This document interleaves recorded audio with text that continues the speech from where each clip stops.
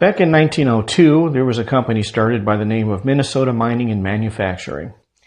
As you might guess, this was originally started as a mining company.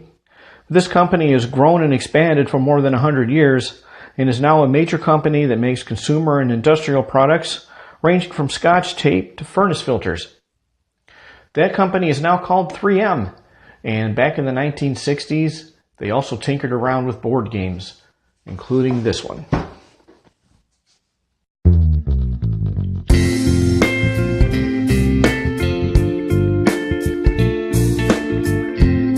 Welcome to Board Game Roulette, where in every video I'm going to take a completely random game out of my collection and say a few words about it. Today we're going to be going over Breakthru. Okay, so stats. Breakthru was originally released over 50 years ago in 1965 and was designed by Alex Randolph and is a variation of an ancient Norse or Viking game called Nefertafl.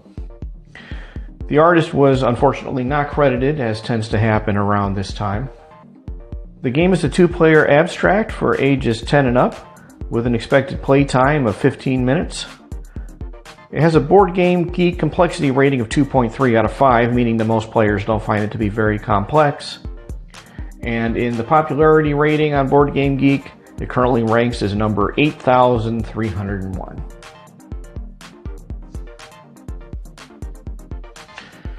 Okay, so now one of the things I'll mention about Breakthru is that this is a game that isn't really part of my collection as far as the ones that are going to hit the table very often to play with friends. In fact, I'll go ahead and admit that this game, probably based slightly on how old it is, along with the type of game it is, has never seen the table. I have never managed to talk anybody into playing this game with me. When I go over some of the thoughts of it today, it's going to be based on essentially playing both sides of the table myself. But I figure that I don't know, it's a simple enough game where hopefully that allowed me to get a better idea, or at least some idea, of how the game plays. Now, one thing I'll mention about these is that when 3M made these, they're actually, although not super valuable, they're actually kind of a collector's item now because the packaging was pretty unique, and for the most part, the components were fairly nice in most of these games. For example, the case is a pretty hefty cardboard, comes in a slip case, and this is what was called the bookcase series because on the edge of each one they had what was kind of like an old style book type. And you could actually put these up on a bookshelf and stack them like a series of books in order to display them on like a living room shelf or something along those lines. And I'll go ahead and post in a little bit of a picture of what that might look like here in the video. Now, as far as the play goes, it's very simple. It's as I mentioned, a two-player abstract. One player is going to play the gold or brass team, and they have their flagship in the middle and several escorts around the edge. The other player is going to play the side of the silver team, which is going to be a series of destroyers. And the goal of each team is the gold player is trying to get their flagship to the edge of the board, and the silver player is both trying to prevent that and they're trying to capture the flagship to win. The move rolls are very simple. You get to move two of your pieces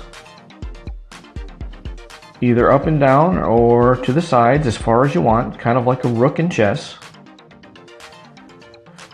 Or in the case of the brass player, or the gold player, they can move either two of the smaller pieces the same way, or they can move only their flagship in that way and have it move all the way any direction they want. Up or down, left or right, like a rook again. Now again, they're going to be trying to sneak this flagship to the edge of the board, and while silver tries to prevent that and capture the flagship.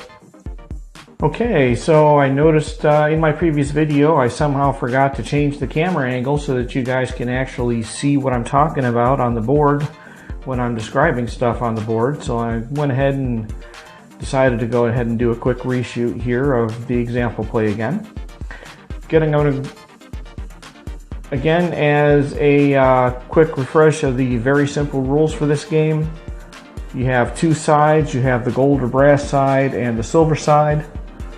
The player with the gold side, their goal is to get this flagship to the edge of the board. The silver side, their goal is to capture the flagship while blocking it from escaping. Now there are two things that you can do on each turn. You can either move or you can capture. To move, you can move two of the small pieces any direction, up or down or to the sides, sort of like a rook in chess.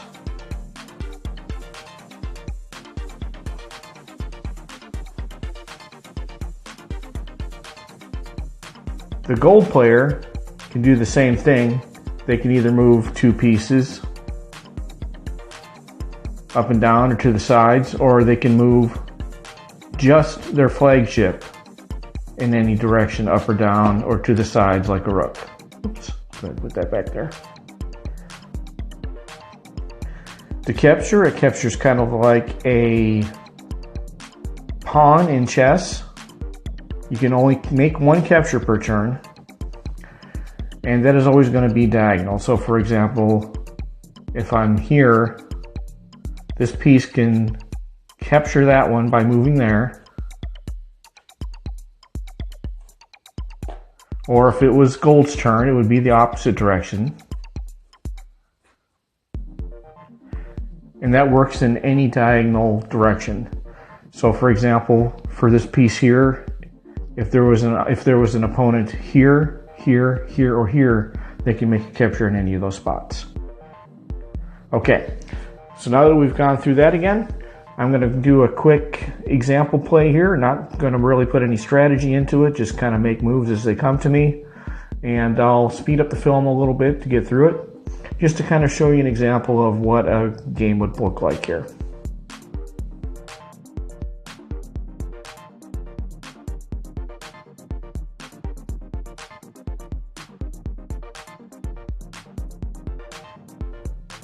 Just one more quick rule as far as setup rules go. The way that they're set up here is an example shown in the rules, but the actual rules state that each player can set up the pieces any way they want.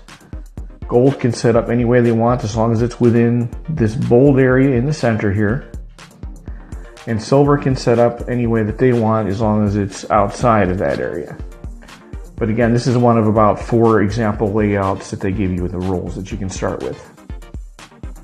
Okay, so here we go.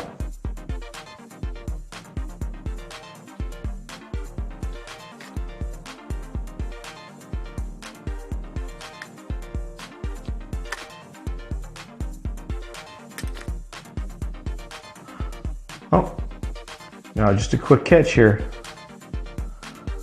This may have already ended the game because if I leave an open path for the flagship, it's going to be able to skip right out there. So I think I already ended the game here, because if I go to capture that piece, or actually no, okay, I can still save this. I just need to move something in the way. So what I'm going to do is I'm going to move a piece here, and I'll move a piece here. Okay. So now even if this one does a capture, they'll still be blocked.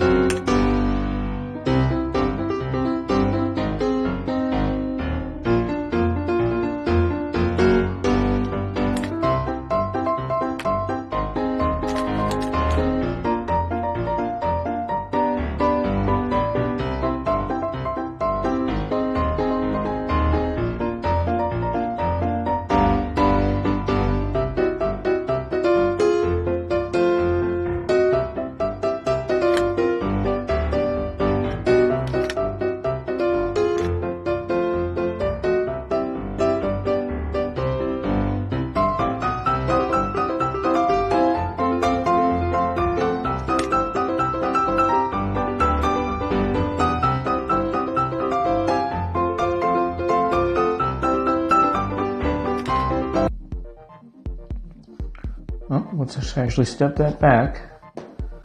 Okay, so now this flagship has got 2 ways out, so I'm going to need to figure out how to block that. Really looks like I've got a choice of doing this. Yeah, something like this right now.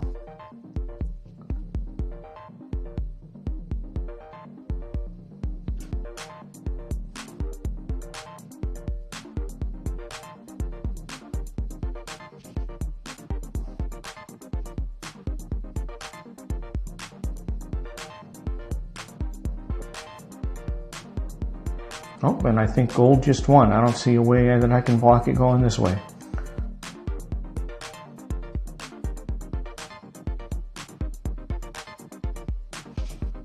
So silver makes its 2 moves. There's no way to block here. Flagship gets to the edge, and gold wins the game. All right, now when talking about some of these games, I like to go over what some other people think. And I usually do that by taking a look at the ratings at BoardGameGeek.com. And this game had about 300 ratings, which averaged at about 5.8 out of 10. When looking at these, I also like to take a look at what some people commented as far as the good side of things, if they actually liked it, as well as some of the comments from the negative side, some people who didn't really like it as much. There were no 10 out of 10s on this one, unfortunately, but I do have an 8 out of 10. This comment was made by BGG user EJCH80, and they state, "This is a compact, tense, and thoughtful conflict simulation. Pure, abstract, and timeless design. A 3M remake of the ancient Viking game Nefertafel." Alright, so they really liked it, kind of conflicted a little bit as far as their comment there. They say it's a conflict simulation. I don't know if I would really call this a conflict simulation. It's more of like, I don't know, almost like a checkers as far as complexity and stuff like that. I don't think I'd call that a conflict simulation. But he does say it's an abstract in the same comment. So either way, they thought it was a nice, thoughtful game. On the other side of the coin, at 1 out of 10, BGG user NJ Sauer states, "This tries to fix a broken old game, and it doesn't do it." So what did I think? Well, after a few rounds of playing both sides of the table on this one, as I mentioned, I haven't actually been able to play this against a human yet. I don't know, I think it's okay. It's a game where it's kind of, it's probably not as complex as I usually go for in a game.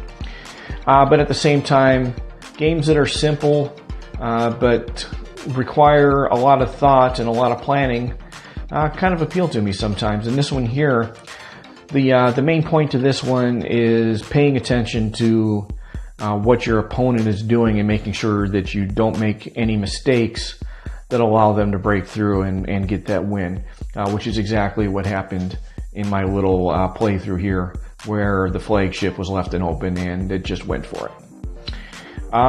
It's a game that, just as I thought I'd mention, back in the time this was made, looks like it was probably a really well-made game. It's a good, sturdy design.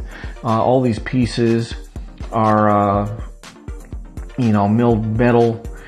This looks like it's probably some kind of brushed steel.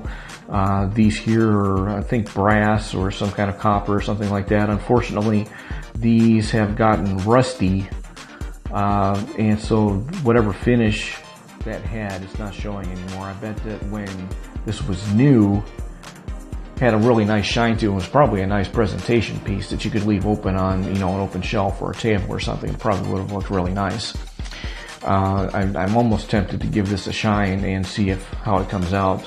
But I'm not really sure, how to get rust off of those things. At the same time, though, I'm just not sure if it's a good enough game to go through all the trouble for that. It's a game that is, again, I would consider it okay. I don't know, I'd probably give it maybe a 6 out of 10 for my initial feelings. Basically stating, it's not bad. If somebody wanted to play it with me, I'd play it. Probably wouldn't be the first thing I'd grab off the shelf. All right, thanks for joining me today with Board Game Roulette, and I hope you'll join me again in the next video where I pull another completely random game and see how it looks. Thanks.